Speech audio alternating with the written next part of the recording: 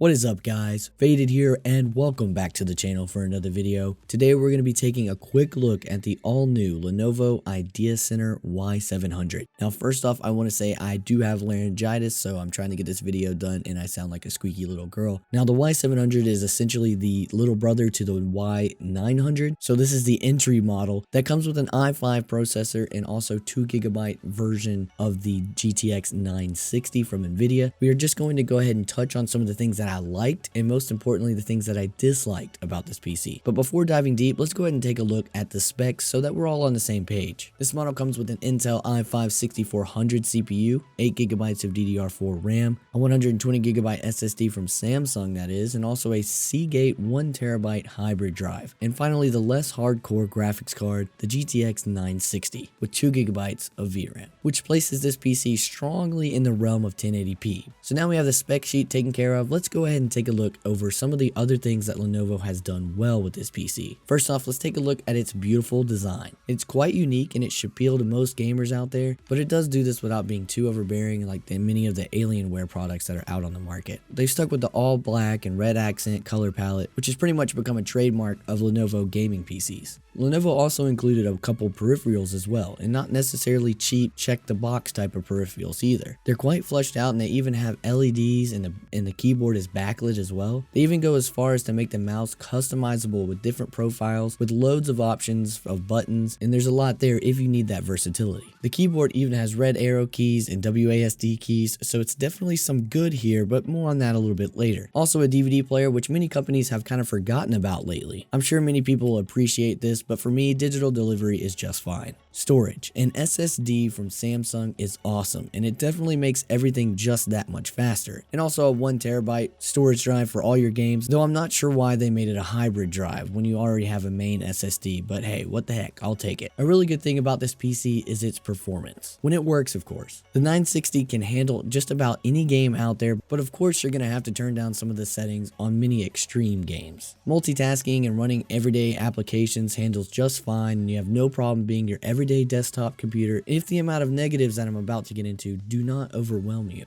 And the biggest of which being the fact that this PC has to be updated right out of the box. And not just driver updates, but a massive BIOS update to fix random crashes and system instability. Now it flows and functions just fine, and then all of a sudden it'll either get extremely slow or freeze, or it'll just black out completely. And it doesn't even properly do a Windows dump so I can see exactly what's going on and try to fix it. But after updating, the problems have seemed to go away, except for sometimes when I do turn it on, this happens. So obviously some more work needs to be done here, which is most likely why this model has not moved into full release yet, at the time of writing of course. But we can get past this with updates and such, but let's go ahead and talk about what cannot be fixed. The keyboard and mouse are a nice add-on, which I was not expecting to get. The mouse is very nice, and I may even consider getting one for myself. It flows and clicks well, but the third mouse button is a little easy to click. Now the keyboard is cool looking, but it does not feel all that right. Like something feels a little bit off about it. And typing on it was kind of a pain. Many times I hit the wrong keys because there's no point of reference, not even a bezel on a single key at all. So it's kind of hard to figure out where you are, especially if you're playing a game and you don't have time to look down and see where you are. So it really takes some good muscle memory to kind of figure out where you are in your keys and not miss a key and click the wrong button and throw a grenade when you meant to reload or something like that. But it does serve its purpose, and as time goes on you will of course get used to it. And all in all, this was a lot more than I was expecting. I was expecting some regular, cookie cutter keyboard and some crappy mouse. So this is a lot better than what we were expecting. Now, moving on. The rear I/O could have had a bit more USB ports, though they did have quite a few up front, but I prefer them to be more in the back just because cables up front, they kind of get in the way of everything and they hang over the front of your DVD drive and it just becomes a hassle. So I would have preferred to have more in the back, a lot more than what they have here. And it's a custom board. Lenovo could have easily added more, but they chose not to in this case. And here's where I find the biggest problem with this PC. And it's not even with the performance. I mean, performance is pretty solid and it plays practically everything out there, but it's the choices that Lenovo has made with this PC. I mean, bad choices. But let's go ahead and pop the panel and take a look inside, and I can show you exactly what I'm talking about. The guts of this PC are nothing pretty to see. It's not anything nice to look at, so don't expect to put a window panel on it or anything like that. Though in a PC of this price, I wouldn't expect to see something extremely good looking, especially where people aren't looking anyways. But this doesn't excuse the cutting of the corners that Lenovo has done here. Lenovo has kind of hit the bottom of the bucket on everything in here. 80 plus bronze PSU, stock cooler, extremely close to unshielded RAM, 2 really cheap fans, a cheap optical drive, and a glaring eyesore combined with an extreme disappointment when you were expecting this and you got this. Now, of course, that was the Y900 and I probably shouldn't have expected that much, but I mean, plastic? Really? Friggin' plastic.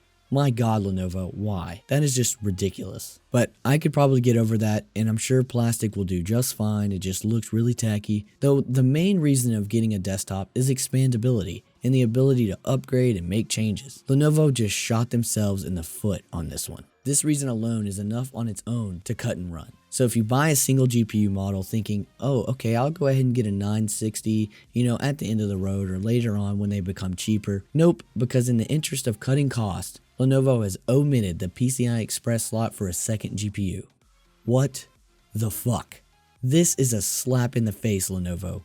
What is wrong with you? This defeats the purpose altogether. Very, very frustrating, but hey, they probably don't even have enough lanes to even run a second card at a decent speed anyways on this cheap ass board. Now, if you can get over all that, then, have a listen to the sweet sound of coil whine ringing throughout your man cave. This likely won't affect all machines, but Lenovo's use of the cheapest materials on the planet are likely to be the root cause of this issue. Now, all this brings me to my final point, my conclusion, if you will. I really wanted to like this PC. There's a lot going for it, and you guys know that I love Lenovo. I practically built my channel on Lenovo products, but this just is not what we wanted. To me, this is unacceptable. Sure, if you are fine with this level of performance, which isn't bad, it is quite actually good, but there's so many corners being cut here. Lenovo, you just pushed it a bit too far. I give this PC a 5 out of 10, and 4 of those being for its performance, and 1 of those being for its unique design. But this cost is still too high to justify the pitfalls of this PC. The Y900 model may be something that we should look at, but I would expect just as many corners to be cut there as well. I'd say let's go ahead and take a pass on the Lenovo IdeaCentre Y700. If you guys have any questions, be sure to drop them down below in the comments, and as always, be sure to like the video, comment, and subscribe, and be sure to take a look at my other gameplay videos on this PC. If you're still not convinced and you still want to go ahead and get this PC, this will give you a better idea of how it performs. Those videos will be posted on my other channel, and I will leave a link in the description. You guys have a good one.